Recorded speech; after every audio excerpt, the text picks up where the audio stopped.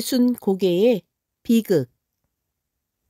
나그네는 주막집에서 사흘이나 묵고 이젠 길을 떠나려 했다. 안 됩니다. 글쎄 안 돼요. 안 되다니? 혼자 가서는 더욱 안 됩니다. 그럼 어떻게 해야 돼요? 좀 기다려 보시다 가시도록 하십시오.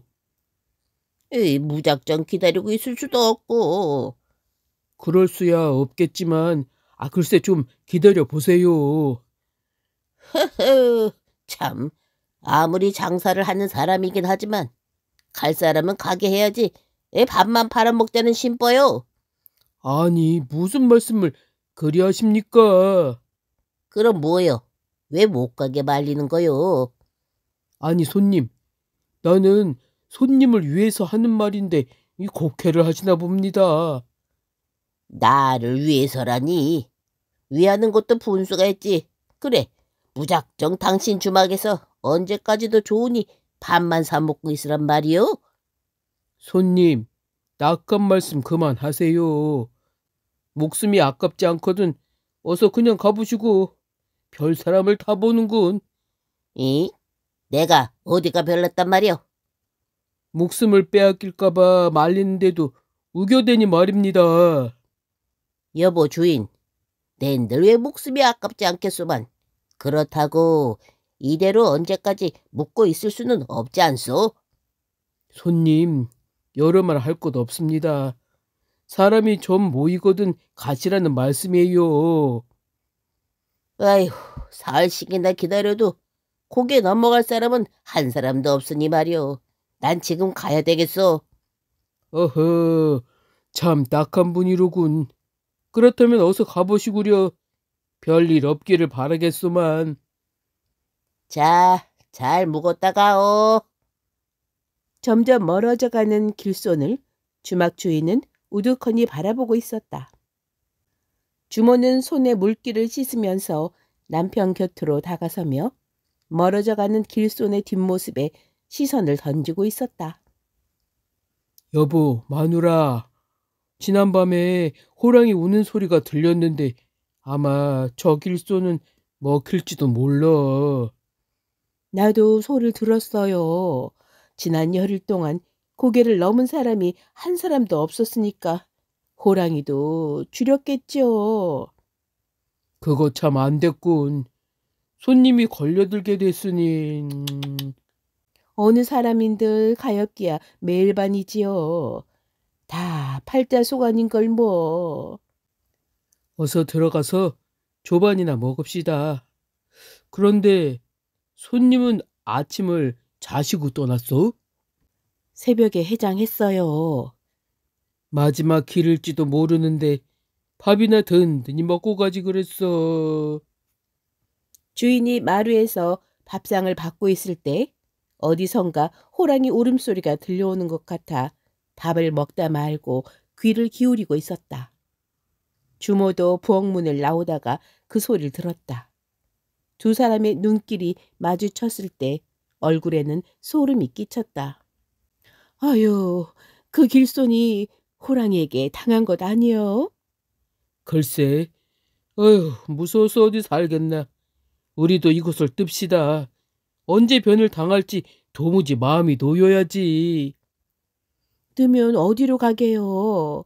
이곳을 떠난들 무슨 수가 있겠소? 허기야 그렇지만 하루 이틀이 아니고 무서워서 어떻게 살겠소. 애들이라도 생기면 어디 마음 놓고 살 수 있겠어요? 그때 먼 산모퉁이에 장꾼들이 무리져 넘어오는 것이 주인의 시야에 들어왔다. 여봐요. 왜요? 사람들이 고개를 넘어오는구려. 장보러 오는 사람들인가 봐요. 그렇군요. 내일이 보름이니까 보름 장꾼들인가 봐요. 아까 떠난 손님은 그저 조금만 참았더라면 참변을 당하지 않았을 텐데. 주인은 밥상을 몰린 채 일어났다. 넘어오는 장꾼들의 짐을 받아주기 위해 지게를 지고 나섰다. 어서들 오세요. 잘 있었어. 그래, 어떻게 지냈어? 호서방 심통은 좀 가라앉았고. 이 사람아, 호소방이라니. 산신령 보고 무슨 소리를. 괜히 혼달려고. 히히, 실력이라면 어떻고 호소방이라면 어떻소? 짐승은 짐승인데 뭐. 장꾼들은 저마다 주막 주인에게 인사말을 하고 있었다. 우린 염려들 해줘서 별일 없었지만 오늘 아침 한 사람 갔지요. 한 사람 갔다고 장군입니까? 장꾼이면야 이 주막에서 기다렸게. 그럼 누가? 장꾼들은 주막에 도착하자 술판을 버리고 다른 장꾼 패들이 오기를 기다렸다. 그중 나이 많은 장꾼은 주인에게 물었다. 주인, 어때요? 넘을 수 있겠소? 글쎄 말입니다. 지난 몇 번인가는 옛말대로 60사람이 물이 져서 넘어갔는데 아무 일도 안 일어났어요. 그런데 60사람이 미처 차지 못하고 그대로 넘어갔을 때는 봉변당한 일도 있었으니 오늘도 60사람이 모이거든 넘는 게 좋겠어요. 그래, 오늘 모이는 장꾼이 60사람이나 될까? 대개 보름장이면 많이 모이죠. 모인 장꾼들은 2사람이 없는 60사람이었다. 그래서 장꾼들은 60이나 다름없지 않느냐면서 떠나기로 했으나 주막 주인은 극구 말렸다. 여보세요. 글쎄 안 된다니까요. 전에도 그런 일이 있었어요. 내 말을 듣지 않고 그냥 우겨대며 떠났다가 봉변을 당한 일이 있었어요. 60사람이 넘어도 안 되고 모자라도 안 된다고 했으니까요. 에이, 정 그렇다면 주인장하고 아주머니하고 끼면 꼭 60이 되지 않소. 그렇게 합시다. 아, 그럼 집은 비워놓고요.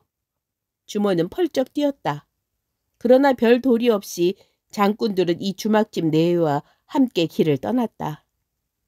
여보, 홀몸도 아닌데 괜찮겠소? 아유, 괜찮아요. 주막집 안에는 오히려 길바람 쏘이는 것이 즐거웠다. 장꾼 일행이 산중턱에 이르렀을 때 늙은 호랑이 한 마리가 길을 가로막고 앉아 있었다. 장꾼들은 겁이 나서 뒷걸음질을 쳤다. 이때 주막집 주인이 앞에 나서 워이 워이 소리를 치며 걸어가니 장꾼들은 그제야 그의 뒤를 조심조심 따라갔다. 호랑이는 조금도 움직일 기색이 없다. 오히려 앞발을 긁적이며 으르렁댔다. 그래도 주막집 주인은 용감하게 앞으로 나아갔다. 점점 가까워지자 호랑이는 큰 소리로 으르렁대더니 다시 그 자리에 버티고 앉아버렸다. 따라가던 장꾼 일행은 그 소리에 놀라 발을 멈추고 말았다. 어떡하죠? 오도가도 못하게 된 게 아니요. 어떡하긴 어떡해. 갈도리를 해야지. 저놈이 저렇게 부릅뜨고 버티고 있는데 어떻게 지나간단 말이오. 겁내지 말아요.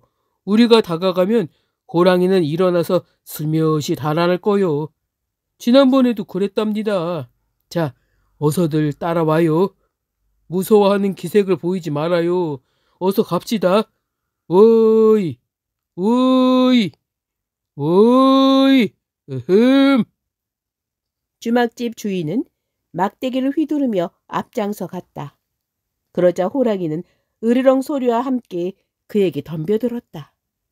눈 깜짝할 사이에 그는 피투성이가 되어 호랑이 발에 지질려 밟히고 말았다. 장꾼들은 초풍을 하고 그 자리에 주저앉고 말았다. 그리고는 두 손을 싹싹 비비며 호랑이에게 비는 것이었다. 신령님, 제발 좀 용서해 주십시오. 죽을 죄를 지었습니다. 산신령님의 마음을 거역하여 죽을 죄를 졌습니다요. 그저 얼떨결에 나오는 구원의 소리를 장꾼들은 제각기 중얼거리며 비는 것이었다. 그러나 주모는 남편이 피투성이가 되어 쓰러지자 산이 짜게지라는 듯이 비명을 울렸다. 그리고 남편을 부둥켜 안고 통곡을 했다. 그녀의 눈에 불이 났다. 호랑이에게로 다가가며 울부짖었다. 그러다가 그녀는 돌불에 차이어 쓰러지고 말았다. 이때 호랑이도 으르렁댔다. 주모는 울면서 다시 일어나 무서움도 잊은 듯 엉금엉금 호랑이에게로 다가갔다. 호랑이는 슬며시 일어서서 산발을 한 그녀를 유심히 지켜보았다. 그녀가 호랑이에게는 알 수 없는 무서운 짐승으로 보였을지도 모른다. 그녀가 소리소리 울부짖으며 호랑이에게로 다가가자 호랑이는 슬금슬금 뒷걸음질을 치기 시작했다. 그냥 달아나 버리고 싶었는지도 모르지만 갈갈이 찢어진 옷에 머리를 풀어 헤친 주모의 꼴이 호랑이에게는 처음 보는 무서운 동물로 보였던 까닭이다. 그래서 호랑이는 뒤돌아서 달아날 수도 없었던 것이다. 주모는 엉금엉금 기어가며 계속 뒷걸음치는 호랑이를 따라갔다. 이놈의 호랑이, 나까지 잡아먹어라. 이 늙은 호랑이 놈아. 호랑이는 아직 자기에게 덤벼든 짐승이 없었는데 지금 쫓아오고 있는 괴상한 동물을 도무지 알 수가 없었다. 그래서 호랑이는 겁이 났던 것이다. 호랑이는 점점 몰려 숲을 지나 낭떠러지 가까이 밀려가고 있었다. 악에 바친 주모는 달아나는 호랑이에게 줄곧 소리쳤다. 그러나 그녀는 너무도 지쳐서 나동그라졌다. 그러는 순간 호랑이는 냅다 도망쳐버렸는데 그만 낭떠러지 밑으로 떨어져 죽고 말았다. 그제서야 장꾼들은 정신을 차리고 일어서서 웅성거렸다. 그리고 사람 수를 따져보았다. 웬걸? 61사람이 아닌가? 그것은 다름이 아니다. 주모가 임신 중이었기 때문에 태아도 사람 수에 들어가서 한 사람이 넘친 것이다. 그래서 호랑이에게 변을 당했다는 것이다. 이러한 내력으로 해서 그 고개 이름을 예순고개라 했고 주막집터를 예순터라 이름짓게 되었으니 지금의 충청북도 음성군 무국마을이 이 전설의 고장이다.